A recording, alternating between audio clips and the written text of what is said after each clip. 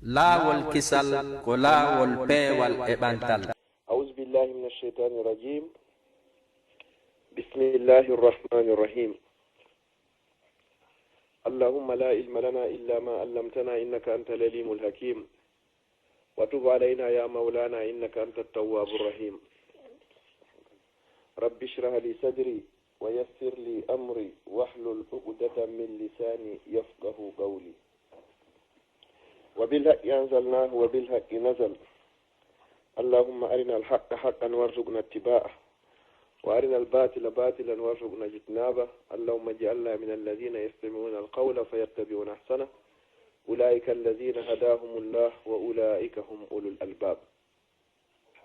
أما بعد هراي مسيب بجول بتدر بالإسلام. هراي هنك كيكي لدو من سلمني وسلمنا والإسلام سلمنا ويمبي الجنة كالجنة يترى الله يلا ودين يفومي دين هركوين جيابي يمبي الجنة. hara hannde kadi en fotti e nde jumaare kiikiiɗe ɗo fii bayana meeɗen wowu ɗon inchallah hara e o radio wiyeteeɗo radio laawol kisal. yo Allah hisin radio on hisina uddituɓe o sincuɓe o radio e wonɓe kippude fii o radio ɗo e wonɓe jannude e makko e wonaaɓe jannede e makko e wonɓe waajeede e makko e wonɓe waajaade e makko e kala wonɗo finansude mbuuɗu mum ma finance mbuuɗu muɗum ila yawmil qiyama. waɗana kamandakewal moƴƴal ñande tawata jawdi e ɓiɗɗo nafata sina on ardo ko Allah e ɓernde hisunde sirko. ɓaawo ɗum ɗo inchallahu haray meɗen jarna musidɓe meɗen ɓen fop kala ka ɓe wawi wonirgol e hoore aduna on inchallah haray en torino ballal haray fii ko wallitore fii machine ji ko wawete gollitirede fii o radio ɗo haray jawle noon ittama iwri kenɗe ɗen fof aduna Allah on fop haray mo ɓe wawi wadde waɗay ɓe mbuuɗi ɗiɗi mbuuɗi tati hay wawi timmingol montan ko faalameɗen kon haray machine ji ɗin soodama ordinateur ji ko landano kon haray mbuuɗi goo hino luttuɗin kadi no lutti machine ji haray woni ko ɗi soodaka taw. joni noon haray inchallahu haray ɗum noon kadi haray no ko laawol haray ko soodete ɗum bi isnillahi taala. haray si ɓaawo feƴgol ɗum ɗon haray miɗo toro musidɓe ɓen fof kadi haray kala waaway ɗo wallitade kadi fi chargangol musidɓe meɗen ɓen haray ngal dambugal ɗon haray hingal udditi haray no andirɗon noon si tawi ko wano enen ga Europe o ga ma ha Amérique on ga ha to jina goɗɗo yo chargane téléphone on kono so tawi joni hara ko wano Afrique to haray ko ɓuuɗi wona yoɓede ɓe chargane téléphone on fi yo wawa noddugol joni heɗoɗen darsuji maɓɓe ɗi. wano annduɗen noon alhamdulillah Allah no neminiri radio on nema molanaɗo nemaji ɗi kontatako. wano jumare sakkitinde ɓe e kala lewru haray ko docteur Mouhammadou Wuri Bari hafisahullahu wa ra'a haray ko ɓen noon waɗanta en yewtere waɗana en ɗon lande e jaabaji yon noon haray ɗum ɗon no landi jawdi haray hannde noon inchallahu ko woni ka darsu meɗen ɗo ko fadilatu al akh al fadil cheikh hafiziu sou ɓe annduɗen ɓen haray tigi tigi on haray ceernoɓe molanaɓe moko baɓe ka banggue diina mooda tooliɓe ka meɗen lagine haray hannde kamɓe waɗanta en yewtere nden haray e o radio ɗo bi isnillahi taala. haray hawnaki kaɓe yewtata en haray ko fi wondigal ko honno goɗɗo hani wondirde e julɗo musidɗo makko ma ko honno goɗɗo hani wondirde emo wona julɗo ma ko honno kadi julɗo wondirta emo wona julɗo ma ɗum hakkude julɓe ɓen hakkudeji maɓɓe tigui ko honno ɓe wawata wondirgol. haray si muuyowo muuyi ko nde yewtere ɗo e ko nanditata e mayre woni ko ɓe waɗanta e ɗo ko Allah subhanahu wa ta'ala woni ko newnani ɓe. haray noon hiɗen toro subhanahu wa ta'ala on yo Allah arsikiɓe kamɓe cheikh hafizi Yusuf yi'utugol tawata ko yaadi e deftere Allah e sunna nelaɗo makko on sallllahu alayhi wa sallam waɗa en kadi enen heɗitiɓe fof hara ko fi Allah woni ko heɗitorɓen waɗa en e ɓe yimɓe heɗitotoɓe yewtere ɓe ƴetta ko ɓuuri moƴƴude e yewtere nden kon ɓe nafitora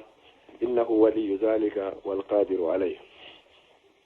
haray so tawi ɗum ɗon haray feƴƴi inchallahu haray no andirɗen noon ko Allah subahana taala ko daali ko halagal mawta wal hayata o tagi mayde nden o tagi gurdan ɗan liyabluwakum fi yo jarribo on ayyukum ko hombo e moɗon ahsanu amalan haray woni ko ɓurata moƴƴinde golle. haray mi hollita ɗo ka radio ɗo inchallahu ɓe annduɗen ɓen Bruxelles ɗo oustaz Ahmadou Ba andiraɓe oustaz Ahmadou Ba Bruxelles ɗo haray inchallahu baba en maɓɓe haray hino faati hanki haray meɗen toraniɓe du'a wondude kala faatiɓe ɓen fof julɓe ɓen yo Allah fewne yaafoɓe yo Allah taw hara ko yaafede nden woni ko aditi haray lajangal.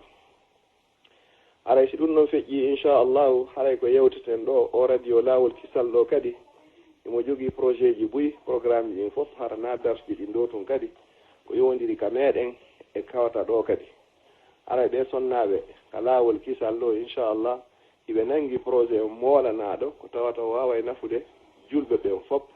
ka meɗen inchallahu duhiɗo e suddiɗo tentini kadi haray ko yowndiri haray fi suddiɓen kon haray hiɓe heɓɓi programme inchallahu bi isnillahi taala fi waɗugol clinique haray ka meɗen fi wallitago sonnaɓe ɓen ka jibingol ɓay haray ɗen anndi soñjaji hino woodi e muɗum moƴƴa sonnaɓe ɓen hiɓe soñjo moƴƴa si hewti ka jibingol haray saabu mankugol feere nden e mankugol machine ji ɗin la wandu mankugol wawgol CV ji ɗin examen ji ɗin joni noon haray hiɓe jonnidirde juuɗe haray kala wawa ɗo wallitade kadi haray noon fimuran ɗum ɗo wawata yarugol yeeso haray inchallahu so waɗi haray waɗani hoore makko wama tuqaddimu li anfusikum min khairin tajiduhu inda Allah kala ko ardinan ɗon hoore moɗon immorde ko moƴƴi on taweɗo yawmal qiyama hay so tawi ko mbuɗu goto waɗɗa e nder muɗum inchallahu Allah ko yoɓay ma ko moƴƴere so tawi hara anniye hino laaɓi yo Allah moƴƴin anniyeji meɗen ni haray si ɗum noon feƴƴi haray musidɓe julɓe tedduɓe haray konno mi andintinta ɗon kadi haray enen ɓe wonɓe wuurude Occident Europe ga ha Amérique haray Allah jarribore ɗum wuurugol e ɗe leyɗe no woodi nemaji buy nemaji tawata hiɗe wuuri e nder majji ɗo ka meɗen fewndu ɗo ni hara ɗi weeɓa ton ɗin nebaji ɗon noon ko nemaji molanaɗi si tawi en ƴettiɗi en gollitiriɗi diina allahu subhanahu wa ta'ala ko haray ɗi woni nema sen jetti en daari weeli foti on en gollitiriɗi hoore laawol ngo Allah subhanahu wa ta'ala yiɗa yarlaki haray ɗi woni nigma haray ɗi wonanayi e lette yo Allah dande nemaji buy hino gano tawa ara hiɗen mankiri enen ka meɗen kono alhamdulillah subhanahu wa ta'ala Allah jarribiki en argol ɗo ndaarugol ko jarribago en ndaarugol sen yettaymo e sen yeddaymo yo Allah waɗu e yettoɓe hara wonaari e yeddoɓe ko tawa ɗin nemaji nen ko nemete ko wiyete kon hoolare sécurité ko tawata hino fan sanɗi moƴƴa ka meɗen fewno ɗo yo Allah sanjan en enen kadi leydi lagine amma wona ɗo a wona ɗo haray ɗo fonti a hula hay e hunde sina ko wiri ko Allah subhanahu wa ta'ala haray ɗen hani weltanade Allah subhanahu wa ta'ala on weltano mawɓe meɗen kadi weltano yimɓe leydi kadi ka wonnen ɗo kadi haray so no feƴƴi nemaji koye bange cellal a wona e ka meɗen haray ɗa jogui feere nden kono a heɓata ko wawata ñawdade hara hino timmi hara laaɓat hino woodi e muɗum yono so jarriborima o addima e nder ɗum ɗo kadi tawata hiɗa e nder on nema ɗon labtaneji mawni no woodi lekkele hino woodi jannguɓe fimum andi fimum kadi hino woodi tawata a wawa e ñawdade si tawi hara hina balɗe maɗen tu woni ko lanni ko pellete a wawa e heɓugol lekki ɗum ɗo gay ko nemagomo bani adama on hani yettugol mo si ɗum ɗon feƴƴi hande kadi nemaji noon hande gay nema ndiyan nema kuran nema ñameteji ɗum ɗon la yo addu wala yussa wawata ko limade wawata ko moftade andugol ko jeluno ɗiɗo fop noon Allah subhanahu wa ta'ala o waɗani en ɗi fiyen wawu gollitirgol ɗi ha gayna rewen mo kanko Allahu subhanahu wa ta'ala sen ƴetti ɗiɗo fop en nemini kadi ha en gayni en yettimo kanko Allah on inni o ɓeydanayi en ɗum wayni ka deftere makko bada auzu billahi minash shaitani rajim o wayni la in shakartum mi wondi son yettilan en hemaji komi nemini on kon la azidannakum mi wondi mi ɓeydanayi on Allah waɗe yettoɓe Allah hara waɗade en yeddoɓe mo bon haray so tawi ɗum ɗon kadi fof feƴƴi haray ko honno mi andintinta hoore an mi andintina musidɓe ɗo heeɗiɓe nde yewtere ɗo kala kaɓe wawi heɗorade nde haray ko wata e weddito e fi diina ko tagiraɗen kon e muɗum wata leyɗe porto ɗen janfo en anditen si tawi hande hiɗen ari leyɗe porto hiɗen ari ɗaɓɓere Allah jarribori en gama ka ga fiika meɗen ɓutta soñjaji hino woodi toon aari ɗo ɓuttu heɓike andu hino woodi kadi ka hootata ko imma a hooti toon ko yaawi ma a hooti toon ko neeɓi kono pellete ko a hootowo no woodi noon ka hootete kadi hara hina lagine hay so tawi ko lagine kadi wonnoɗa hino woodno ka hootaynoɗa ko to wiyete laakara ko tonku mayde nden ko pellet nde ƴettitayla nde ƴettitama an kadi joni noon eto tawata nde hinde ara haray o nema ko wonɗa e muɗum ɗo a wakkilike ɗum ɗo a gollitiri dina Allah subhanahu wa ta'ala ko o tagirma kan fi muɗum wa yallahu dalika deftere makko wa ma khalaqtu l-jinna wal insa illa liya'budun mi tagirar jeyɗi jinnaji ɓe yimɓe hay e hunde na fi piiji ɗiɗi na fi piiji tati ko sabu hunde wotere pet ko fi ha yoɓe wawan rewgol ko ɗum ɗon hadafu on e halqul insani on ko li ibadatillah ko fi yo waw rewgol Allah subhanahu wa ta'ala yalla nonama en wawi mo rewgol kadi hara ko yaadi e deftere Allah e sunna nelaɗo makko on sallallahu alayhi wa sallam haray si ɗum ɗon feƴƴi komi woni yodde ɗo konko haray ha cheikh en ɓe naata haray mi annintina kadi sen ari ɗo Allah jarribori en kadi heɓugol ɓiɓɓe ndi leydi hiɗen hani dartade daro no dartoɗen noon dariɗen noon wakkiliɗen ha ɓiɓɓe ɓen ɓe heɓa ko ɗon kay han en darade dartoyo kadi wakkilo moƴƴe kadi fino ɓiɓɓe ɓe ne'ire kadi e hoore laawol Allah e laawol nelaɗo makko on sallallahu alayhi wa sallam ko honɗum woni ɗum noon ko jannugol ɓe no ɓe wuurira janna ɓe kadi no ɓe maayira andina ɓe Allah andina ɓe annabijo Allah andina ɓe ko fi ɗum ɗo woni ko ɓe tagira andina ɓe kamɓe kadi pellet ko ɓe maayoɓe andina ɓe wonnema ko ɗum ɗo woni diina l'islam andina ɓe Allah andina ɓe deftere Allah nden e sunna nelaɗo makko on andina ɓe ko hommo woni annabajo maɓɓe o andina ɓe wonnema kadi pellet kala ko ɓe watta kon fo e hoore o aduna ko ɓe eto ha wawa yaadugol e diina kan ɗum ɗo noon fayɓe wawi faamugol ɗum ɗo o si tawi nenejo on e babajo on hiɓe faami ɗum ɗo hiɓe gollitirde fayɓe ɓen kadi yiyay ɗon ɓe ñemba ɗon ɓe ekkito ɗon ha ɓe wawa ɓe woowa ɓe mawna ɓe janɗa e nder muɗum si tawi noon ɓe yirani ɗum nene ɓe yirani ɗum baaba haray kamɓe ala hande kadi hay nokku kaɓe wawata ekkitade haray noon ɓe ɓiɓɓe ɓe Allah subhanahu wa ta'ala woni ko luɓi en ɗo Allah aynin en ɓe o halfin en ɓe o landitoyte en kadi fi maɓɓe ko ɗum nela sallam maki kullukum ra'in wa kullukum mas'ulun an ra'iyati on fof moɗon kon ayninaɓe on fof on landitoyde kadi yawmal qiyama fi ko aynina ɗon kon fi muɗum gorko on o landitoyde fi ɓeygu makko o landitoyde fi ɓiɓɓe makko ɓen sonnajo on kadi o landitoyde fi moodi makko o landitoyde fi ɓiɓɓe makko ɓen o landitoyde fi suudu moodi makko nun o landitoyde kadi fi puiji moodi makko ɗin ka nder suudu ko ɗum haray en fof hiɗen aynina mo ɓe meɗen landitoyde yawmal qiyamati fi ko aynina kon fi muɗum ko ɗum so tawi nelaɗo sallallahu alayhi wa sallam eɓe heewno maakugol wondema wo ko ɓuri moƴƴude e moɗon fof ko on ɓurɗo moƴƴude ka ɓeygure muɗum ɓeyni noon ko kamɓe ɓuri moƴƴude e ɓeygure muɗum maɓɓe nden fof haray ɗum noon ɓiɓɓe ɓen haray ko yaka seede meɗen ko kalifuji meɗen Allah daalika deftere makko baada auzu billahi min alcheytani rajim ya ayyuha alladina amanu ko onon yo gomɗinɓe ɓu anfusakum dande hoore moɗon wa ahlikum dandon ɓeygureji monɗen naara yiite danda hoore ma ha gasa danda ɓeygure maɗen kandi goko wiyete yiite jahannama ɓeynayi wo sa daɗi a dandari haray a daɗari ko woni daɗuɗo ko daɗuɗo ha gayni yilti kadi dandi joni noon ko honno dandirta ɓeygure ma nden naya ne'irɓe tun ñamugol e ɓornagol e holtugol e hoɗugol e ñawdagol naya ne'u ɓallidin to ronka ne'ude ruuhu on naya ne'uɓe fiyo ɓe janɗu fi aduna ɓe ronka ɓe ne'ude fiyo ɓe janɗu fi laakar so ndaari joni annabaɓe ɓen e karamokoɓe feƴƴinoɓe ɓen fof si ɓe falanoma wasiyade hewtino ko ɓe maaya ley ɓe wasiyo so ƴetti wasiwano so annabi yaqub alayhi salam ko wino ɗon tumande mayde nden arnomo is hadara yaqub al mawtu is gala li banihi tumande wiyanno ɓiɓɓe makko ɓen fof o naari ko honɗum ɓornoto ɗon ko honɗum ñamoton ko honto hoɗoton ko honno gerdoton ko inino ko mata abuduna min ba'di ene ko honɗum woni ko rewoton ɓaawo an on say ɓe inni na abudu ko mi rewata ko ilaha ka ko reweteɗo maɗa on ɗum ko hombo mo ɓe rewayno o ɗum baabira e ma annabi ibrahima annabi ismaila ishaq on noon ilahan wahida wa nahnu lahu muslimun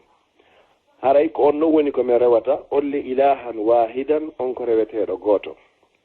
o inni wa nahnu lahu abidun menen haray ko on ɗon woni menen kadi ko min yenkineni haray ko ko ɓiɓɓe ɓen ko kalifu meɗen enen wonɓe wurde ɓen haray e nder ɗe leyɗe tentini noon ɗo ko tawata hara leyɗe ɗen ɗo hara hino newgol ɓe no diina kam wiiri noon e fina tawa meɗen on ko yaade diina l'islam kon hara hina ko welifi kono noon ɓay en ari joni en inni en wuura e ɗe leyɗe haray ko ɓe wakkilo ɗen kadi ne'ugol ɓe ɗon yaada e sariyaji leydi ka wuurɗen ɗo yaada kadi e sariyaji diina meɗen ko tagira ɗen kon fi muɗum haray ɗum noon ko waɗɗi ɗum ko wajibe hoore meɗen Allah o lantato en fi muɗum aray si tawi haray ɗum ɗon feƴƴi ka neediji ko wakkilagol kadi fi ɓe nguureji ɗin fopp en général huuɓita ɗi fopp kadi wakkilo hattirde e wakkilagol haqqeji maɓɓe ɗin ko hanɗa timminande ɓey nguure nden kon fof haray timminanaɓe hay si wawade timmugol ko mais ko moyen heɓa 90% ko wakkiliɗa e muɗum ko lutti kon toroɗo Allah subahanahu wa ta'ala waɗa du'a on yo Allah o fewnane toroɗa Allah ko wiyete kon asabatu haray tabitugol haray ko Allah woni ko fewnata annon ko a ƴettu asbabuji ɗin sa ƴetti sababuji ɗin acca noon haray hande kadi ko lutti kon e juuɗe Allah subhanahu wa ta'ala ko kanko woni fewnowo yo Allah o fewni en o fewnana en tabinta en hoore l'islam haray so tawi ɗum noon feƴƴi haray komi sakkitorta ado inchallahu ɓe salmingol haray goto e karama ko ɓen haray ɓe inni wo haray de ko wiyete neɗɗo gañiɗo neɗɗo toniɗo e hoore o aduna ɗo wo haray ko yimɓe tato ɓen ɗon ɓe gañike ɓe heeɓi bénéfice sabu ko ɓe ari kon e hoore o aduna ɓe inni wo arano on wo ko man taraka duniya qabla an tatruka ko kala on etiɗo ha acciti aduna ko adi aduna on accitudemo o anda pelle to o wuuri o maayay o gollana laakara wono wone wakkere hande noon fi gollirangol aduna oɗo haray o gañike amma haray ɗiɗaɓo on o gañiɓe ɓen kadi e hoore o gurnan aduna wo ko man barra walidayhi qabla an yufariqa ko kala on ɗigganɗo nene mum e baaben muɗum o ɗoftiɓe o teddiniɓe o yanganiɓe o kurkaniɓe o teddiniɓe o jonnitiɓe haqqeji maɓɓe ɗin ko adi o sertugol e maɓɓe oɗo kadi haray ko gañiɗo sabu ko arno kon e hoore o aduna ɗo hay si tawi ɗon hara hina e julɓe haray hiɗa hani moƴƴade maɓɓe wala Allah subhanahu wa ta'ala on daaliri noon wa sahibuhuma fi dunia ma'rufa wo haray tammo on kadi hombo woni gañiɓen ɓaawo ɓeeɗo ɗiɗo o ko man arda khaliqahu ko kala o weltinɗo taguɗomo on ɗum ko Allah subhanahu wa ta'ala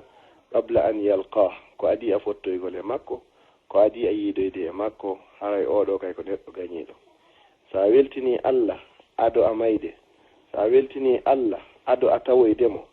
sa weltini Allah ko adi a fottude ko wiyete kon e caate fottugol e mayde fottugol e o wiyeteɗo malakul mawti warayɗo on hara Allah hino weltanima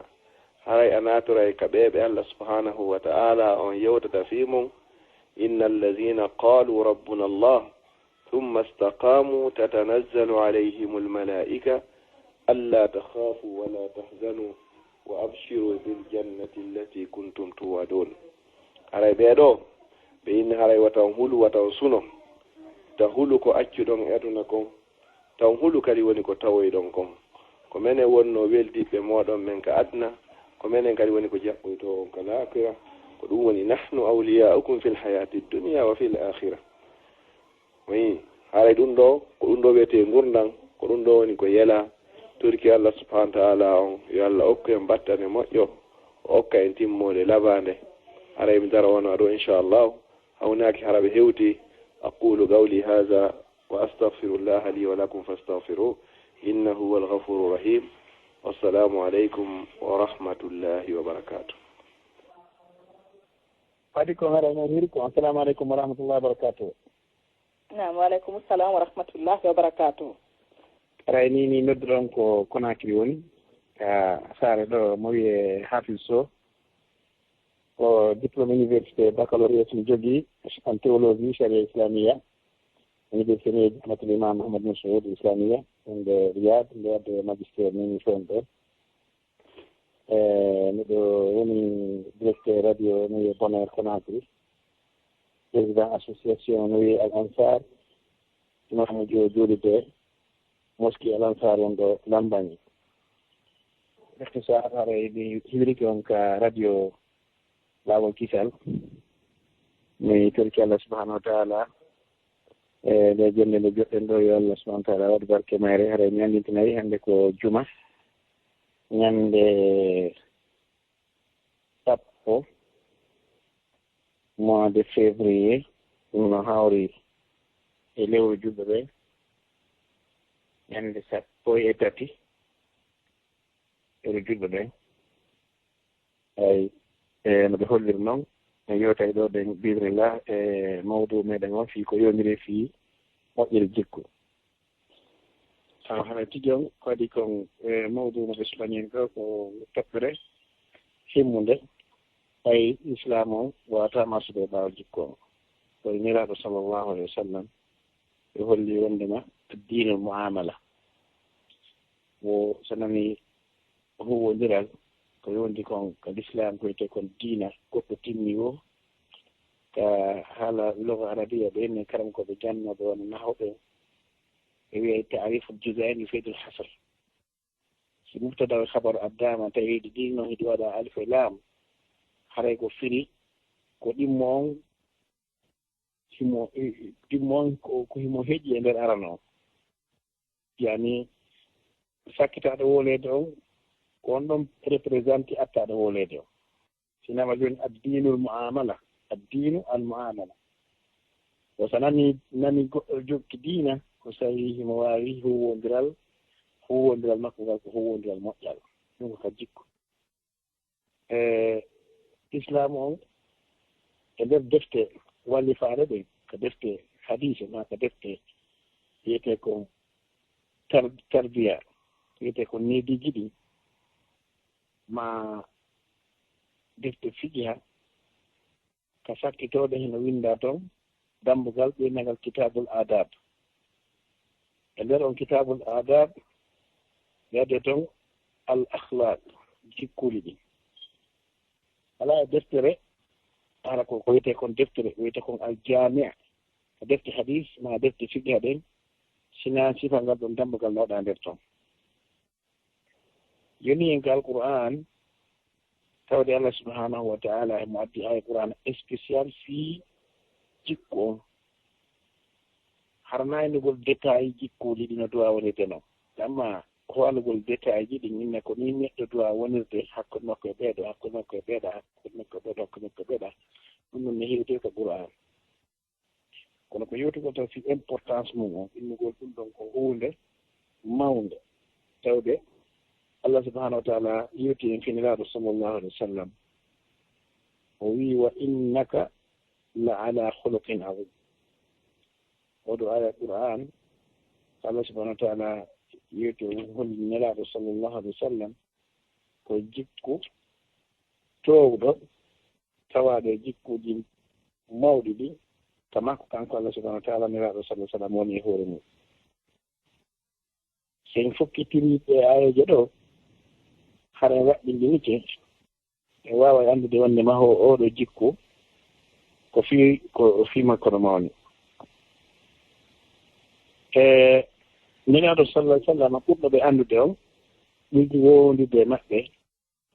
anduɓe ka suudu wundoji feɓɓoji ka suudu ɗin ɗum ko sonnaɓe maɓɓe ɓen hay goto e sonnaɓe nelaɗo ɓen sallllahu alayhi wa sallam sifaaki ɓe hay huunde ko yondiri e jikku tawata jikku bonɗo tawle iɗen anndi e neɗɗo kam gollitoɓe makko ɓen woɓɓe wurin hara hewta haka sonnaaɓe hara wurin ko gollitoɓe makko ɓen hara ko wiyete konko leer jeɗɗi ma jeetati ɓe gollirata e nder ñallal ngal ka chantier ma ka atelier ma ka entreprise ma ka société hara ko leer jeetati ɓay ko ɓuri kon ko wiyete kon journaliére on ñallo ɓeyde ko leer jeetati on ɗi wiyata gollude si ɓen ɗon lanndama si Allah haali makko hara waya ɗon haray ɓe hula hara kadi ɓe hula wata o nantu ɗiɓe haalata ɗin haray e mbuye mayɗen haray ɓe wawi miijaade ɗo ɗiɓe haalata ɗi wona jooni si a wondi e goɗɗo haa o feƴƴini o maayi lanni few ham miijaaki hannde kadi o nanta kanko on salamdama fi makko ko annduɗa kon tigi wona sa ɗum waɗi ñande goore nelaɗo sallah sallam ɓe feƴƴi ɓe rewni fureji ɗiɗi wi ko nder ñallol gootal e fure goo ɓe feƴƴi ɓe rewi ka nelaɗo sallah sallam hiɓe tooli o feƴƴini fure o sahaba e manti e makko ko moƴƴi ɓe ni hannde kaare jahannama ko baase mawɗo kelɗo yurmetteɗo waɗɗoni e ni feƴƴini ɗo fure makko reɗo jooni nelaɗo sallah sallam maaki wajabat ñande goo e nder ñallal ngol kadi hay ɓe wiitilen kiikiɓe ɓe mantiri on ɗon fure ko boni mana ɓe hefi alhaali makko ɓe ni oɗo aden bonɗo hannde maayi ɗo yoora ɓerndeje o moƴƴa jikku metto huwoniram kamɓe nelaɗo sallah sallam maaki wajabat Omar bol Khattabi radiyallahu ta'ala anhu landi oɗo hadis ko Sahih Bukhari o landi nelaɗo sallallahu alaihi wasallam ɓe ni landi ke mbay woni joni ke nane ɗum ɗo haalama joni ko honɗum woni mako ɗa ɗum wajabat e maki kamɓe nelaɗo sallallahu alaihi wasallam antum shuhadaullahi fi khalqihi kono woni seede ɓe Allah subhanahu wa ta'ala jaɓata seede yagal muɗum e nder tagore nde faman asnaytum alayhi khayran wajabat lahu janna ومن أثنيتم عليه شرا وجبت له النار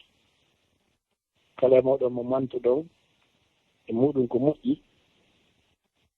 Allah subhanahu wa ta'ala haray waɗɗinani on ɗon naatugol aljanna kala o mo mantuɗon ko boni haray Allah subhanahu wa ta'ala waɗɗinani on ɗon naatugol yiide oɗo hadis kadi no holli wonde importance fi jikkugol yaare ɓe landi nene Aisha radiyallahu ta'ala anha tawaɗo e ɓurɗo andude nelaɗo sallallahu alaihi wa sallam jikkuli maɓɓe ɗi e hundigal maɓɓe ngal e huwondiral maɓɓe ngal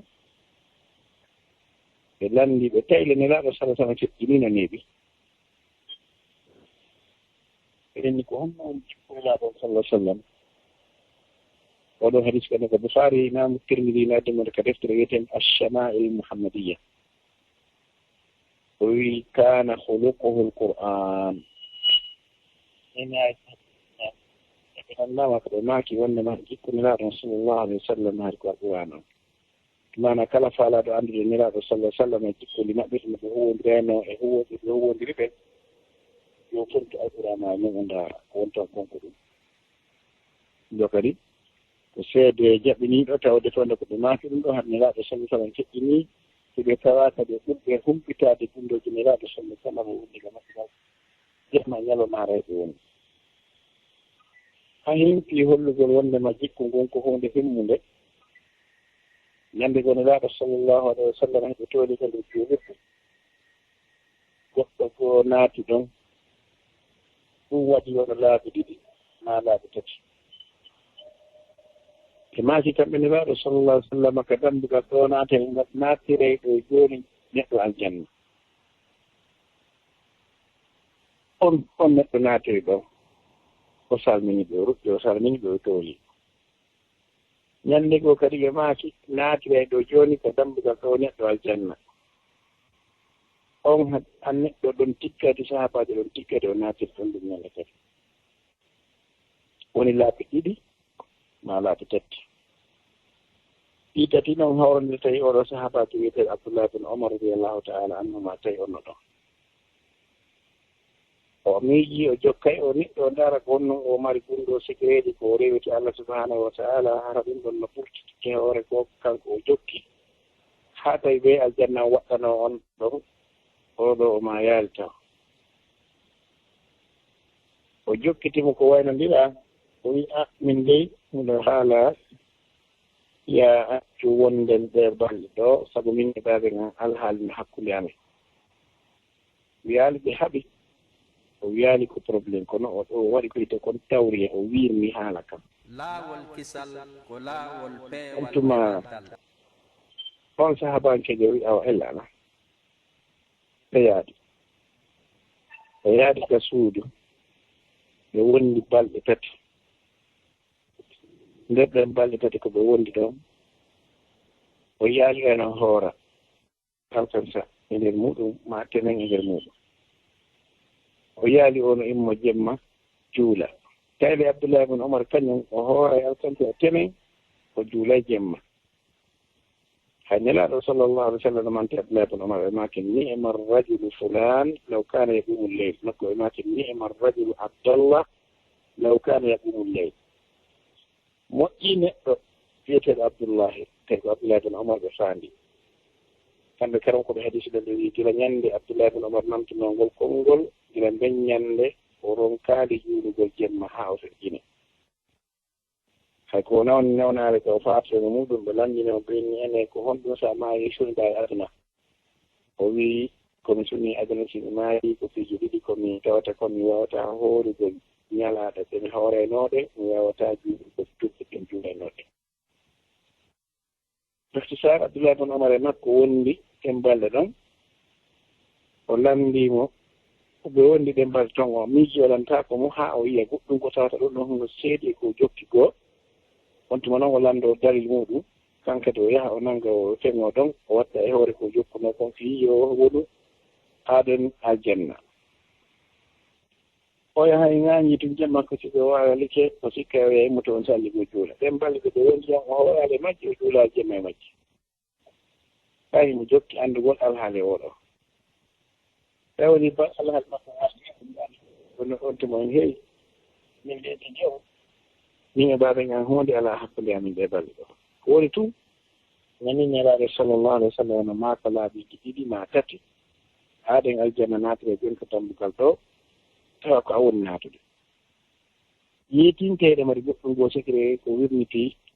tawata mi waawaali taskaade nde ɗe balɗe ɗe wonde en ɗo mi annda o wii min hay hunde alaa komi jogii secret ko ɓeydi tiisina ko ko yiɗaa mi yiɗi ala mbi woni ko himɓe e simani en mbimi en ñawa oɗo neɗɗo o jogaaki wiyetee kon kasiru salatin wala kasiru ibada wonaa julde buy o jogii wonaa korka buy o jogii wonaa wulndewal buy o jogii kono noon ko o yewtimo ɗum o wiimo kono min ñannde o e ñannde siɗam waalaade jemma ɗaanagol mi ndarta e ɓernde am nden nde miɗo ɗaano haray ɓernde am nden monanaaki hay gooto e tagu Allah ngo añanaa tagu Allah ngon hay gooto hay huunde ɗum ko holu ko aali jiddan ɗum ko jikku towɗo moƴƴa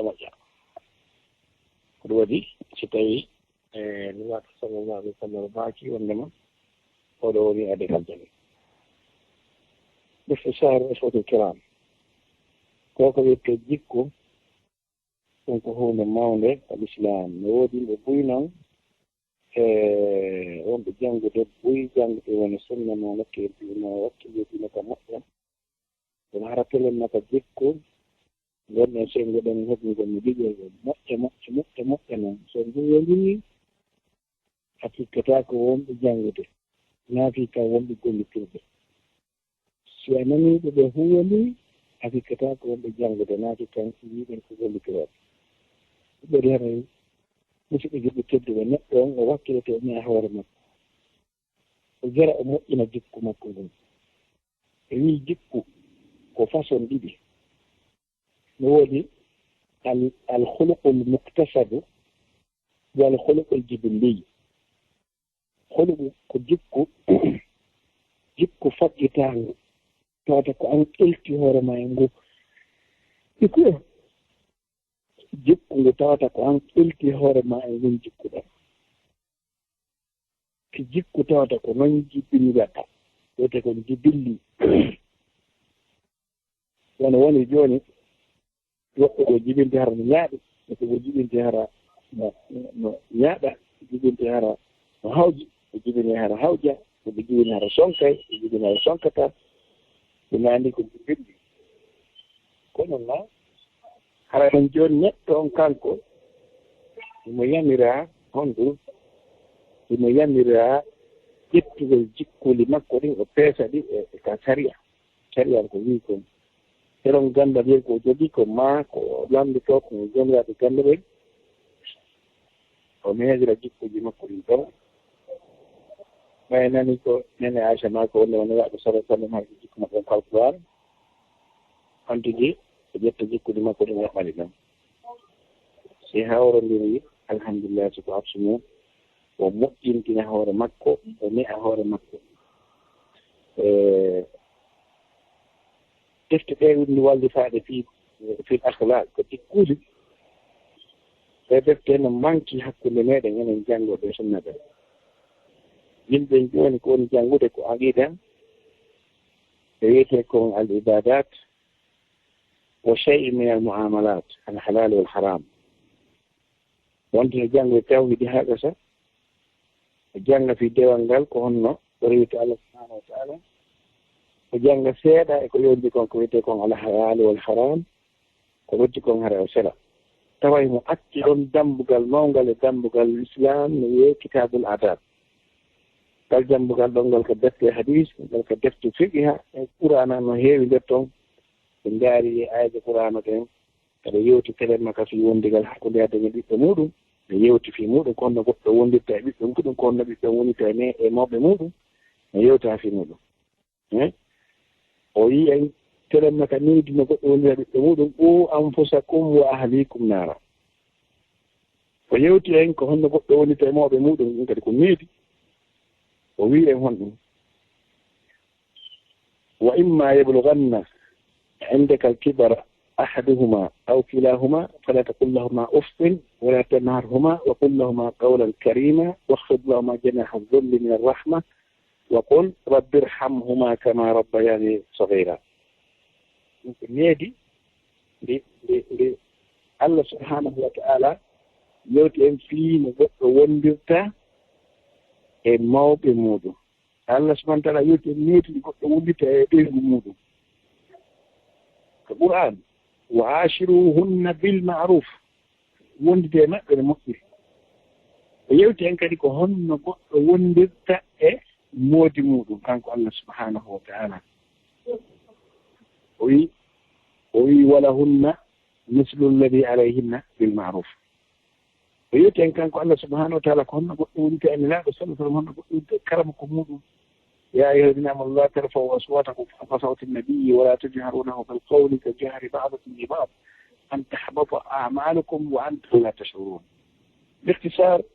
ويمكن كان الله سبحانه وتعالى كنا قلت ولي التعيين لكتفوق وقولوا للناس حسنا وقولوا للناس حسنا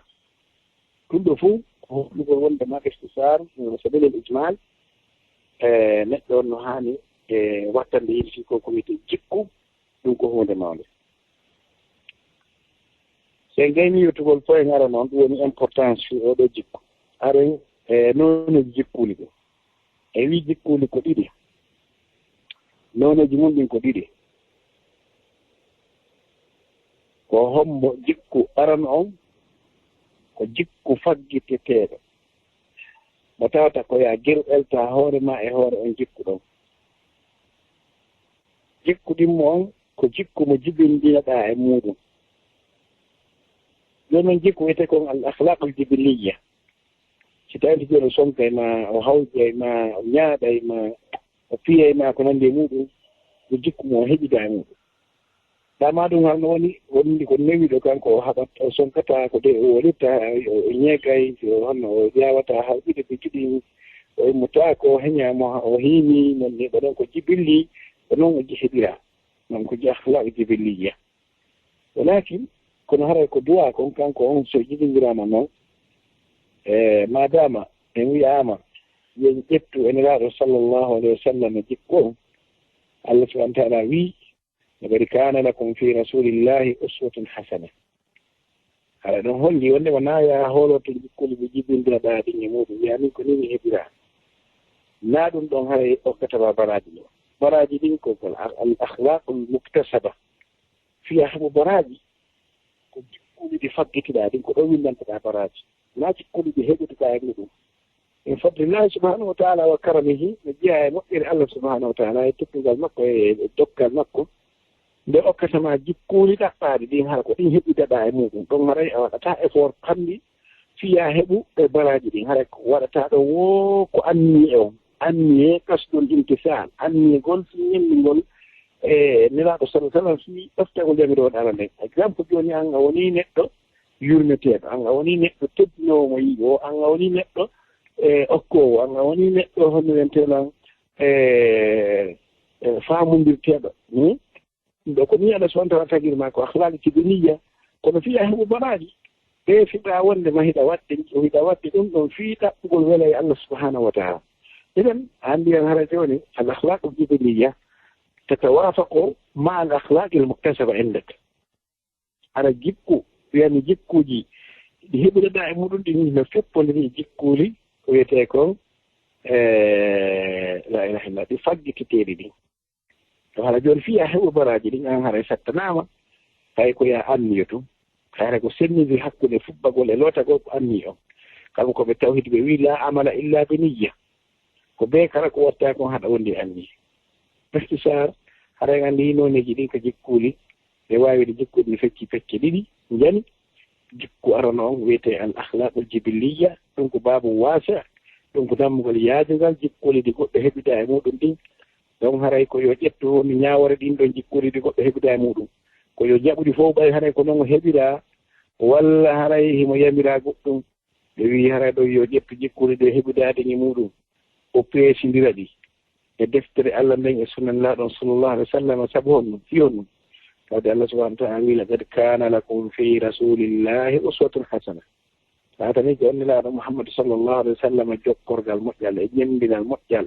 ñembinal e ñemtinal moƴƴal waɗa joni andi jaka jikkuli jibilliɗi koya ƴettiɗi wattaɗi a muktasaba laɓiraɗi toon si hawrodiri tawi jikkuli jibilliɗi e muktasabaji ɗin ɗaɓɓititeɗi no feppolin hara an koya moƴƴintin anni yon waɗa wiyete kon qasdul imtisal won niyya anniyagol taqarrubu ila Allah subhanahu wa taala bi hadihi al akhlaq al fadila ta'assiyan bi Muhammadin sallallahu alayhi wa sallam. أما الأخلاق المكتسبة هي جيكولي أفاقين تيري من إنهم أنت جيكويو هم يتنان كويو نحوتو بك دفتة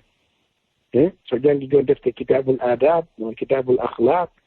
أدب يعني الأدب مع الله سبحانه وتعالى الأدب مع الأب الأدب مع الأم الأدب جان قد نير إلهم هكذا جتاون كيما كي وأنا الله سبحانه وتعالى يقول قد أفلح من سكاها وقد خاب من دساها قد أفلح من زكاها إذا أنت الله سبحانه وتعالى أول توحاس وهيتهم والشمس وضحاها والقمر إذا تلاها والنهار إذا جلاها والليل إذا يغشاها والسماء وما بناها والأرض وما طحاها ونفس وما سواها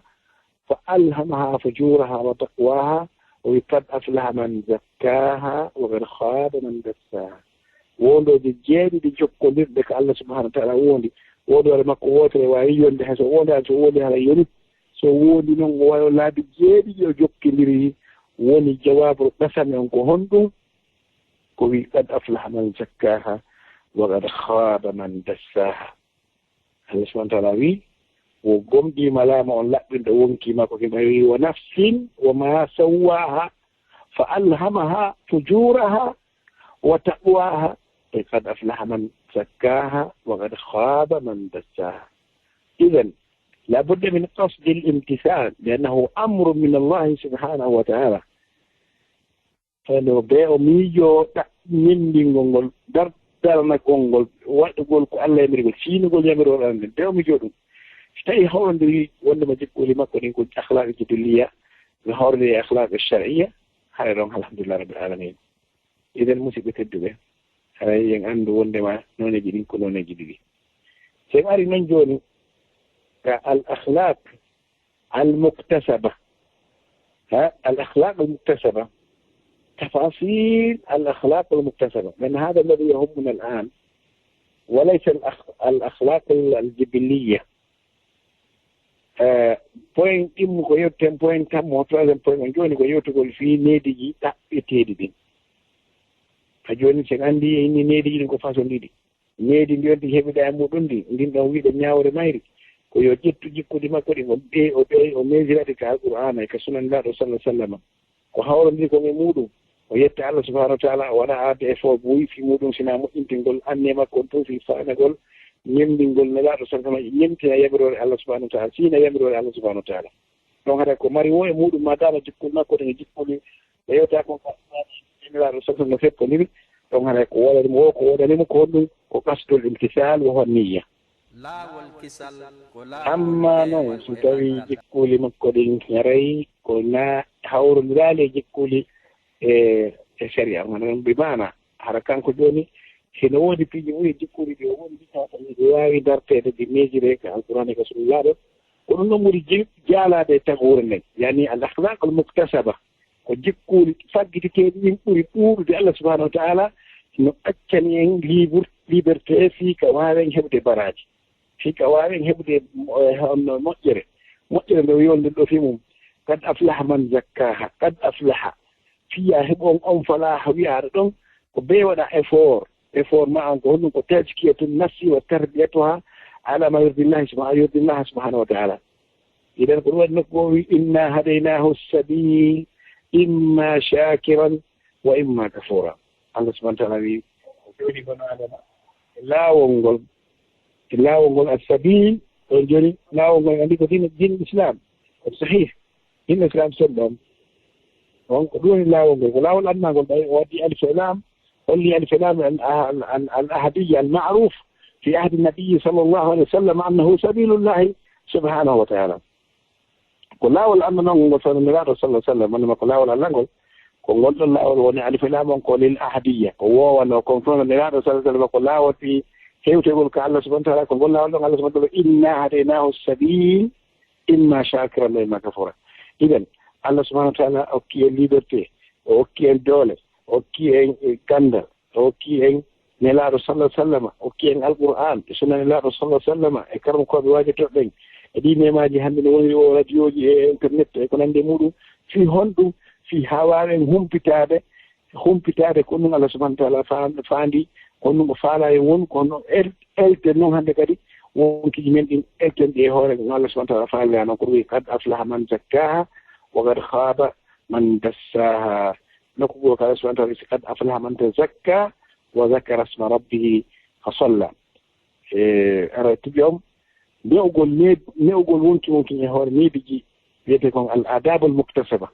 so gari noon ko neediji muktasaba ara ɗon ko ɓe waɗen tafsil innen ɗi neediji ɗaɓɓaɗi hiɗi mari façon tati يعني الآداب المكتسبة ينقسم أو تنقسم إلى 3 أقسام. القسم الأول الأدب مع الله سبحانه وتعالى وهو أفضل أدب وهو أفضل الآداب وأفضل ما سعره العبد في هذه الحياة هو أن يحسن أدبه وأخلاقه مع ربه سبحانه وتعالى. جون سيني كمؤتو جيكو عندك جوني يجرو moƴƴina jikku makko on hommo hakkude makko e hommo hakkude makko e Allah subhanahu wa ta'ala taw jikku makko no moƴƴi hakkude makko e Allah subhanahu wa ta'ala bal ala ko ɓuri mawnude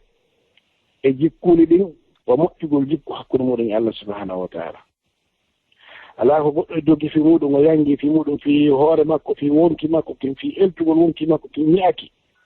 wa eltugol wonki mi'aki haaki wawa mi'anade Allah subhanahu wa ta'ala needi makke moƴƴa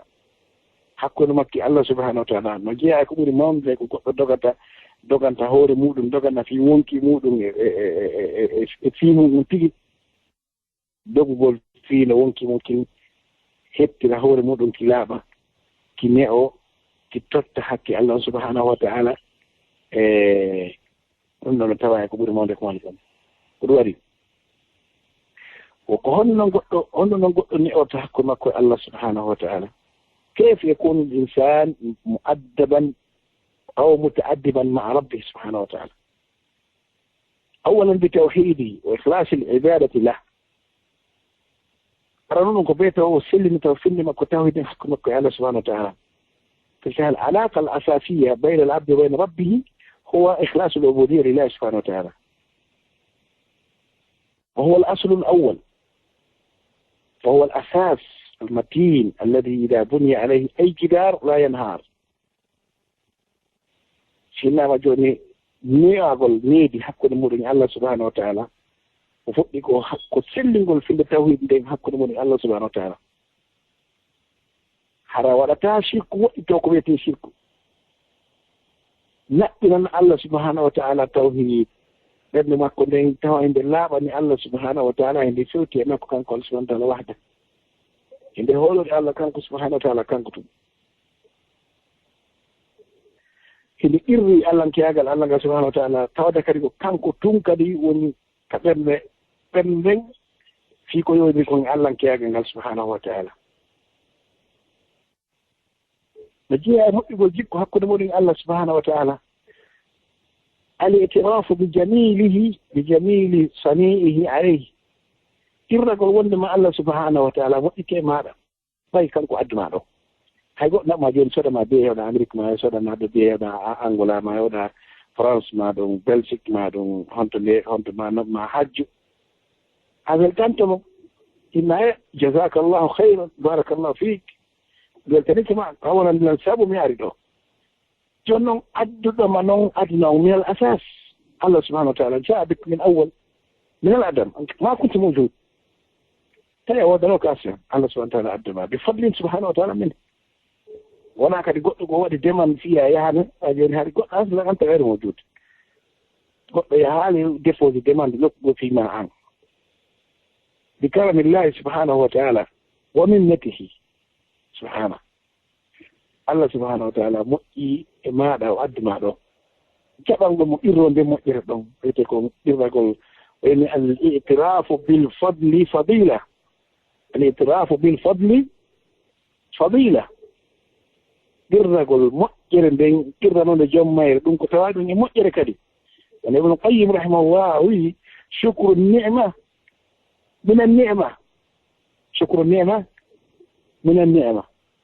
اللي ما يشكر الله سبحانه وتعالى محروم ابن طاعة الله سبحانه وتعالى واتباع أوامره حسن الخلق مع الإنسان كيف لو كنت حقيقة تحب الله وحقيقة تحسن الأدب معه لأطعته فيما أمرك واتبعت ما حثك عليه ورغبك إليه ستايكو حقيقة واني ما يدعي الله سبحانه وتعالى كده مؤمن ويدي مالي هكذا وعلي ماكو أدفتكو يعني لماكو أيضا تكي دنغان دي دوسي كو دينا مجوني ساني لبايكو كون سالك من أجاين ساتنوت كارني هاكي أنا لا مدواتا daga sonti nelama neɗu gollen Allah subhanahu wa ta'ala o manangesa nelu gollen meɗen on ko honɗum ko yo yamir en waɗu ɗum ɗo waɗen ɗum fiɗoftagol mo nawni fi ɗum nafay mo lan yanala Allah luhumuha wala dima'uha walakin yanaluhu taqwa minkum ومن كفر فإن الله غني عن العالمين الله سبحانه وتعالى sifota gota fof yettimolortama e hunde iden ɗoftagol ngol no tawa e moƴƴugol needi moƴƴugol jikku hakkude muɗum Allah subhanahu wa ta'ala eɗen mari misal muɗum hay kada walillahi mathal ala wona noon kadi shukruhu ala ma awla bihi bi ni'amin baligha wa sadiqa wa satira يجب أن تقابل بالشكر wona noon kadi yoɓɓitirgol Allah subhanahu wa ta'ala moƴƴugol jikku no tawa e muɗum jammugol moƴƴere nde walillahi mathal ala haɗengo ma joni ma ɓiɗɗo ma talibaji ma gollowo ma yetti 1 million a hokki a jonnimo tawi na haqqe makko wona tahiɗen wona hono wiyeteran ordonnance wona conti julde wona ko dandimo a ƴetti 1 million a jonnimo ni yani karaman te karruman sa jonnimo toon o jaɓiri ha gasi andi o nawna o ma paaki o hawja a jonnimo ɗum o jaɓiri juuɗe makko ɗe ɗiɗi o jaɓa ha o gayna oymo yaha a wiyata jarama a wiyatama on jarama o wiyata albarka o wiyata merci o wiyata thank you walla shukran walla o sifa ɗin ay sa feetinta 100% kono enen kis mi ƴettama no 1 million hande ɗo million ko ɓuuri seeɗa mi ƴetta janna goɗɗo o kala wiyete jarama ina anada kitan goɗɗo ina ɗo kaade ƴette million jonni mo ɗo sikkay ko duttim joni o an jeɗɗo sagalle maaga sikkay ko hakmani يتعمدهم جنة ورقل بداية مرسي ما يوريته الله سبحانه وتعالى الذي أسبغ عليك بالنعم البالغة والآثار الجسيمة التي هو نفسه سبحانه وتعالى يقول وإن تعدوا نعمة الله لا تحصوها تواتات من ذلك دون من إني ماجنا أرم كيد الله سبحانه وتعالى الحمد لله يا يكتاب جامع ويمقل جمهور إننا ترى مقتل جيكو حقنا من الله سبحانه وتعالى جهرنا كل مؤمن ماجنا كوري وأنا عندي بأننا ترى مقتل جيكو سبحانه وكوري ما بيعمل البركة ولله مثل على قال الله سبحانه وتعالى جاء نقول على نقول هيك سكتوا من لما مقتل جيكو حقنا من الله سبحانه وتعالى تاي أمتي كما لو نمني مع الحذر كل الحذر من استغلال النعم في معصيته سبحانه قال سبحانه وتعالى مؤتري ما هو رنت ما كل الحذر رنت أقول كلا رنت أقول في وتعلم من النعمة يتع النعمة دون وتعامو في يدقل الله سبحانه وتعالى الله أقول ما جاودي يتعني جاودي ولا عندي في يدقل الله سبحانه وتعالى عياذا بالله الله أكرم gandal bettagal gandal do wadangal gandal dan fiyettugol Allah subhanahu wa ta'ala yadan billah Allah men ma joni yaha Europe ma yaha Amerique ma yaha Angola ma yaha Makka ma yaha hada bursi ko jangugol nokkugo leydi go le Turki ma ko nande mum ko nema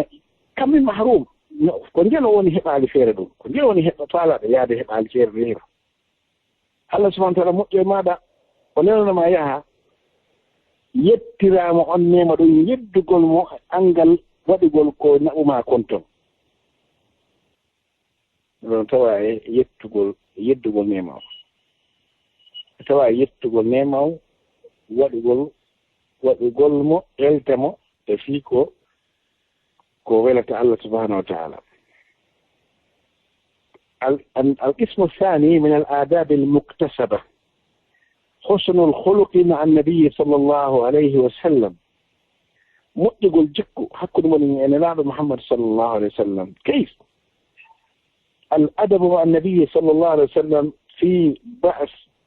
بعد مماته كالأدب معه في حياته عليه الصلاة والسلام لا فرق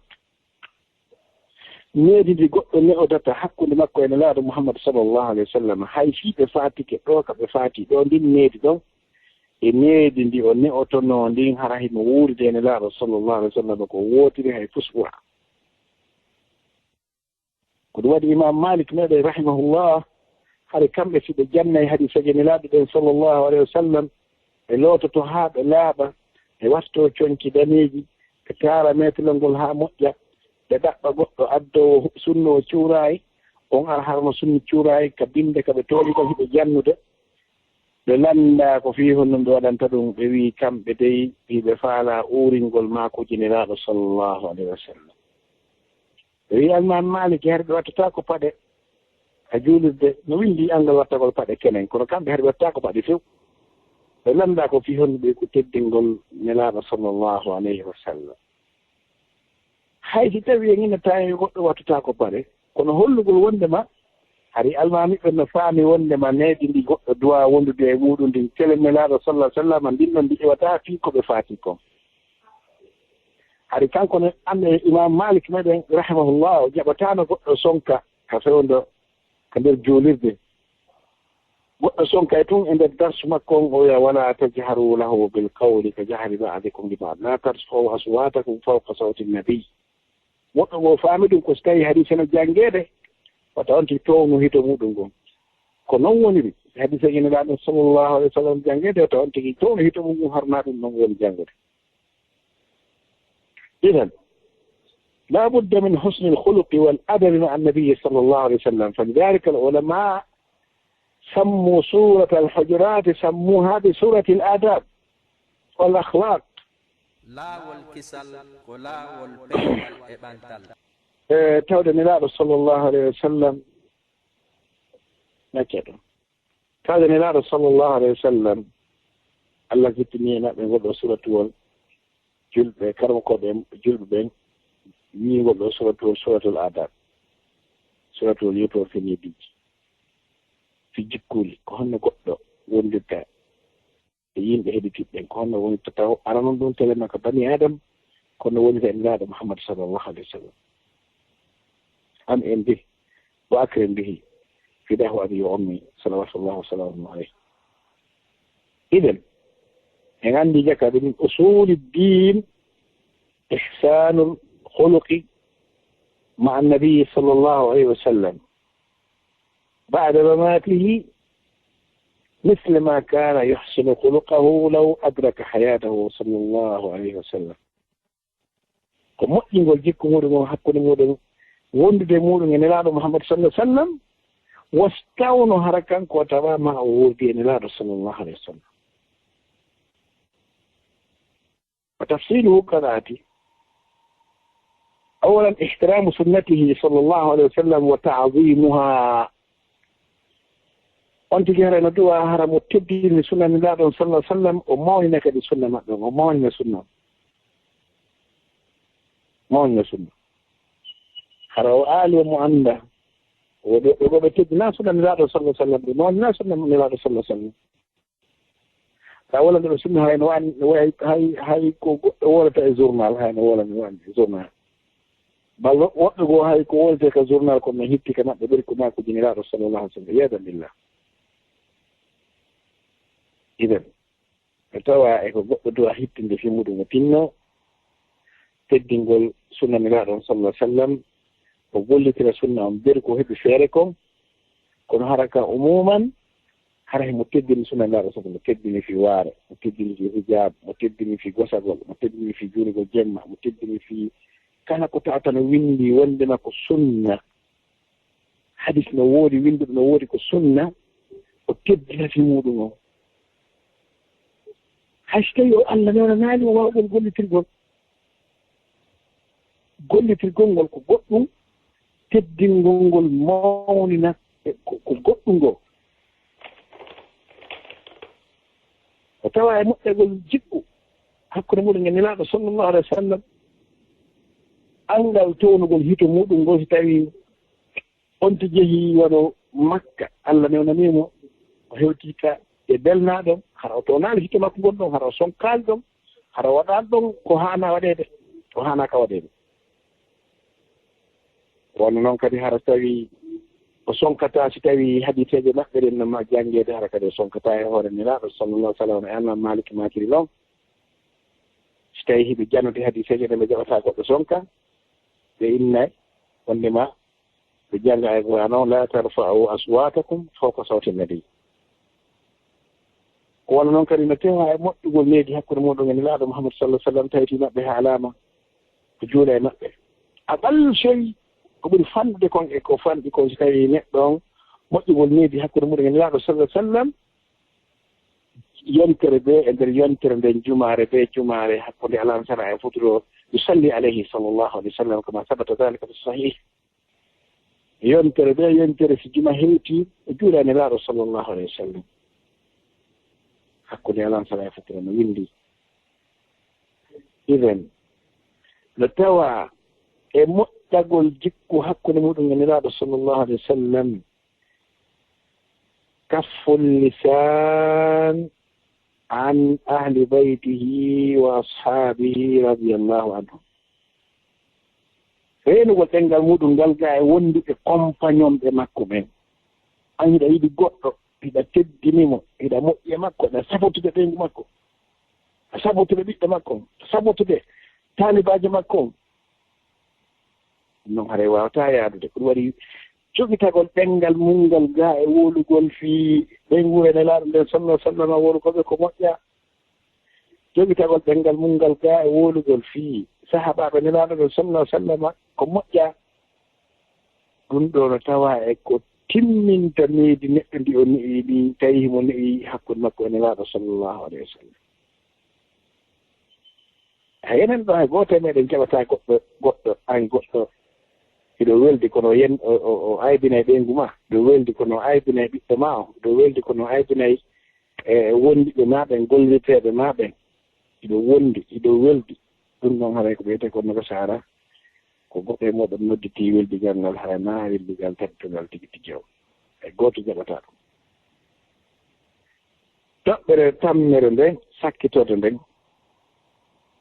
hosnul holoqi ma al halq moƴƴugol jikku hakkude muɗum e tagore nden laaru niraɗo sallllahu alih wa sallam waɗani en exemple ji Allah subhanahu wa ta'ala holli en alqur'ana ko hono goɗɗo wollita e makko ɓen o wayamo jannguɗen jooni ko suratul Israa imma yablughanna indaka al-kibara ahaduhuma aw kilahuma fala taqul lahuma uffin wala tanharhuma wa qul lahuma qawlan karima واخفض لهما جناح الذل من الرحمة وقل رب ارحمهما كما ربياني صغيرا Allah subhanahu wa ta'ala yewti en neebini goɗɗo duwawnde mo e muɗum hollugol wondema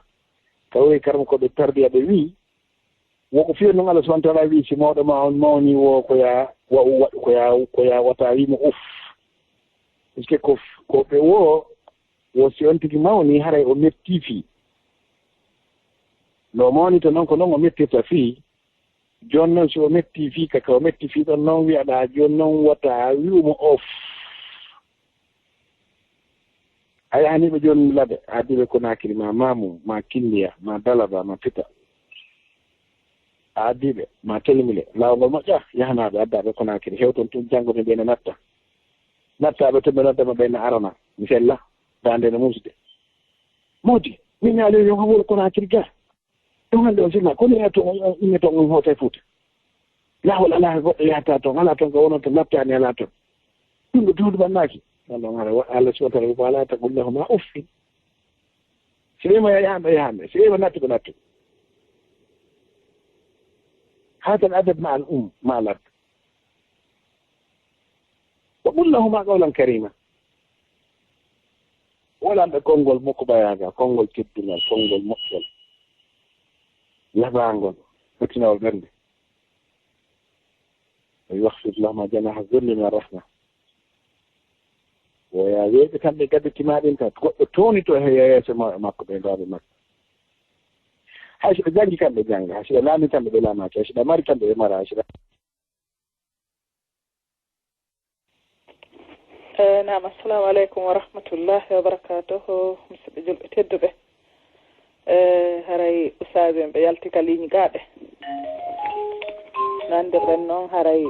ligne on ko kara hamɓe naatiri kono haray ɗomin darde inchallah sinen hendoytoɓe inchallah rahman nam assalamu aleykum wa rahmatullahi wa barakatuh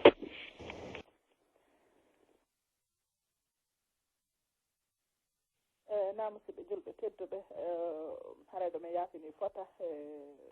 ɓeya ko sarsana ko mbuɗɗin lanni kono sitton ala jaɓude sarsandeɓe koɓe woni ɗo réseau ngala hay seeɗa haray kamɓe arabuɓe mi sikki koye hôtel ɓe woni donc haray no ɗumanni seeɗa joni haray min darde si Usta Abdallah jabanten ɗo lande seeɗa kene si continue bette lande ɗen o moy hay ko seeɗa inchallah haray ɗo min yaafini fota kona seeɗa piji ɗin kene ukkodiray tun assalamu aleykum nam waaleykum salam wa rahmatullahi wa barakatuh sani kati joni haray bisimillahi rahmani rahim joni mi sikki haray ɓe wayntike ɗon joni haray en wayntani ke ɓe ɗon jama o inchallahu haray ko ni qaddara allahu ma sha faala haray torki Allah yo Allah yoɓɓe ko ɓuri moƴƴude en joddi haray ɓe waɗan men ɗo yewtere ko cheikh hafiz Youssouf haray ko mettuɓe hennagol moƴƴa karamokoɓe mawɓe haray ko groupe docteur en wonni haray inchallah o lagine toon yo Allah yoɓɓe ko ɓuri moƴƴude en joddi haray ala ko waɗen taaliqi haray e hoore yewtere maɓɓe nen ɗo inna hay hunde sina yo Allah hokku en heɓugol jikkuji moƴƴi haray nelaɗo sallallah alih w sallam ɓe maaki wo afdalu shay'in fi misani l abdi yawma al qiyamati ko husnul hulq ko ɓurata teddinoyde sikkiyeli goɗɗo balance goɗɗo fof yawma al qiyamati ko moƴƴugol jikkungol Allah kadi ko mantiri nelaɗon fof wondema himo jogii wondema jikku moƴƴo haray en torki Allah subahana taala yo Allah hokku en sabu ɗin jikkuji ɗo haray no ɓe fuɗɗonno hadis o ɓe innawa dina muamala haray dina kan ko gollidanga kan sen daari ka jikkuji moƴƴi kadi ɓe maaki ko woni julɗo ko ummo julɓe ɓe daɗi bone ɗengal makko ngal e bone junngo makko ngo haray ɗum fof ka jikkuji woni ko natori inchallahu yo Allah waɗi yimɓe heɗitotoɓe yewtere ɓe ƴetta ko ɓuri moƴƴude yewtere nden ko ɓe naftora